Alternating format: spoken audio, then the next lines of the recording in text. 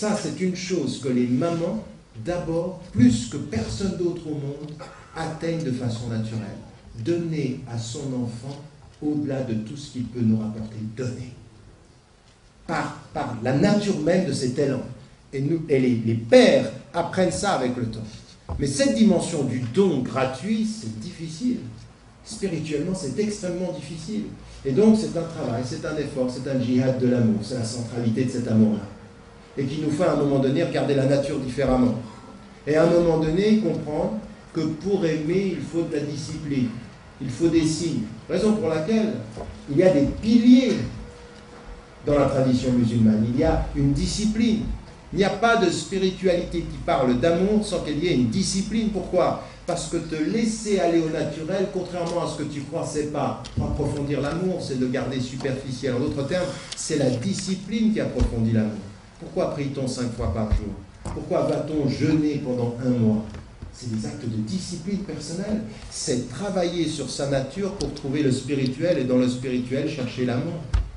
Je jeûne quand personne me voit, parce que personne ne me voit mais qu'il le sait, et que j'ai envie de lui dire au Très-Haut, je t'aime au-delà de tout ce que les gens voient. Je t'aime au-delà de tout ce que les gens voient, parce que toi tu sais, et eux ne savent pas, et moi-même des fois je ne sais pas. Donc dans cette dimension, c'est vraiment tout un travail sur lequel chacun d'entre nous doit effectivement comprendre que les normes que nous avons, les règles que nous avons, ce que nous avons comme règle dans notre vie quotidienne, la pratique du jeûne, la pratique de la prière, la pratique même avec l'argent, c'est des signes ça. C'est aussi des signes, mais c'est vrai. Comment le droit du pauvre sur votre argent, c'est pas simplement je dois lui donner. Parce qu'en même temps, regardez bien, regardez le lien, en même temps que par ordre de divin, vous devez donner de votre argent en termes liquides 2,5%. Vous devez, haqqun ma'loum, vous devez le donner. En même temps qu'il y a ça sur le devoir d'exigence de donner aux pauvres, d'un autre côté, vous avez le prophète qui dit à Dieu, Allahumma nas'aluka hubbal masakin. Dieu, nous te demandons l'amour des pauvres, d'être aimé par eux et de les aimer. En d'autres termes, je sais que je dois, je veux leur amour, je veux les aimer. Donne-moi la force de les aimer au-delà de ce que je leur dois. Mais en d'autres termes, voyez bien le lien. Je leur dois et je les aime. Et ma quête de leur amour me fera comprendre ce que je leur dois. Parce qu'on ne donne jamais ce que l'on doit aussi bien que quand on aime. On ne donne jamais ce que l'on doit aussi bien que quand on aime. Et je vais vous dire une chose. Vous allez vous rendre compte qu'il y a des gens, ils vous donnent des choses. Vous sentez que c'est ce qu'ils vous doivent. Mais la façon dont il vous le donne, vous savez que c'est dû et c'est pas aimé. Et il y en a d'autres, ils vous le donnent et vous sentez dans ce qu'ils vous doivent qu'il y a plus d'amour que dû. Et quand il y a plus d'amour que dû, le dû s'envoie, l'amour reste. Oui, il y en a certains, ils vont à l'hôpital rencontrer les gens parce qu'ils doivent. Et toute la démarche, on sent qu'ils doivent. Et il y a des gens qui le font avec le cœur du devoir et non pas le devoir avant le cœur. Donc ici, je termine simplement par cela, ce travail-là, de beaucoup réfléchir à toute cette dimension qui nous nourrit pendant la jeunesse. C'est naturel, ça vient. Il faut l'accepter pour ce que c'est et comprendre de ce que c'est pendant la jeunesse que les enseignements. Et de comprendre que l'amour est essentiel. C'est vraiment ce qui nous lie au divin. Et nous prions parce que nous l'aimons. Et nous jeûnons parce que nous l'aimons. Alors, encore une fois, on peut se dire, je ne suis pas toujours sûr de l'aimer. Personne n'est jamais sûr d'aimer de la bonne façon. Mais au lieu de cesser d'aimer ou d'aimer mal, donnons-nous le respect des conditions du bel amour. Et le respect du bel amour, c'est une discipline personnelle. C'est un travail sur son cœur. C'est de se questionner, de questionner ses intentions.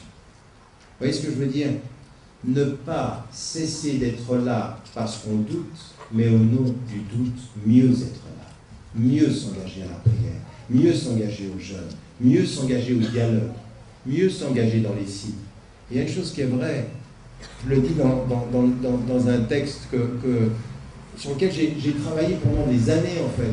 L'amour a besoin de signes. Il a besoin de signes. Donc Dieu, il attend des signes de nous. Votre mari, votre femme, vos enfants, ils attendent des signes. On est toujours en quête de signes. Ne soyez jamais avare de signes. Ne soyez jamais avare de signes. Dites-les, exprimez-les. Pas en jouant, pas en faisant semblant, sincèrement, profondément. Dire les signes, traduire les choses aux gens, dire qu'on les aime. Le prophète al-Salam, qui a quelqu'un à côté de lui qui lui dit j'aime cet homme, va lui dire à Mu'az ibn Jabal. Mu'az ibn Jabal, c'était un compagnon qui était le plus élevé dans la connaissance de la loi. Et à la fin d'une prière, le prophète al-Salam lui dit je t'aime, il faut que tu saches que je t'aime. Toutes tes compétences légales, je peux les reconnaître, mais ton cœur, je l'aime. Ton cœur, je l'aime. Et ça, c'est des choses qu'il faut se dire. Vous savez, quand vous avez le prophète sallam, il dit, est-ce que je vais vous enseigner quelque chose qui va vous faire en sorte que vous aimiez les uns les autres, cet amour-là. Mais ce n'est pas des mots, ça. De vraiment répandre une espèce de présence. Vous sentez qu'il y a de l'amour dans la présence de la personne. Il dit, répandez la paix entre vous. Je dis, faites la paix, simplement que vous fassiez la paix entre les gens. Vous dites, salam alaykoum, que vous dites, paix soit sur toi, que la paix t'accompagne. Un geste, une main, une caresse, c'est de l'amour, ça. Et il faut le dire. Et le prophète sallam, il dit, dites-le. Ne soyez pas une communauté d'automates. Ne soyez pas une communauté qui fait semblant de ne pas juger et qui n'arrête pas de juger. Parce qu'alors nous, on est des champions. Nous, on ne juge personne, on a jugé tout le monde avant. Mais au nom d'assumer ces jugements et de les dépasser par l'amour. Elle dit non, mais bien sûr que je te juge, bien sûr que ce que je vois, ça ne me plaît pas, bien sûr que je vais t'accompagner, mais tu vas m'avoir à côté de toi dans le jugement, mais mon amour va dépasser ça. Mais ne me demande pas au nom de mon amour de ne pas te juger. Ne me demande pas de me priver de ma conscience. Ma conscience, elle est là. Mon cœur doit être au-delà de ma conscience, mais ma conscience, si je t'aime, elle doit rester là. Parce que ma conscience, c'est ce qui permet d'être mieux avec mon amour. Et ceux qui... Vous savez, quand moi, j'entends quelqu'un qui vient vers moi et qui me dit « Moi, je t'accepte comme tu es », je dis « Mais t'es inutile, en fait. » Ah oui. Si tu m'acceptes comme je suis, toi, t'es pas là pour ça.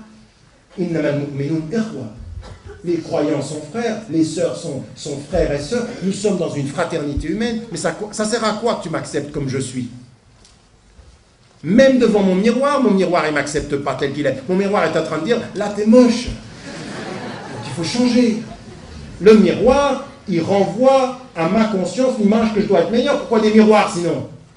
Si vous vouliez d'un miroir qui vous représente tel que vous êtes, enlevez les miroirs. De toute façon, tu vas être comme tu es.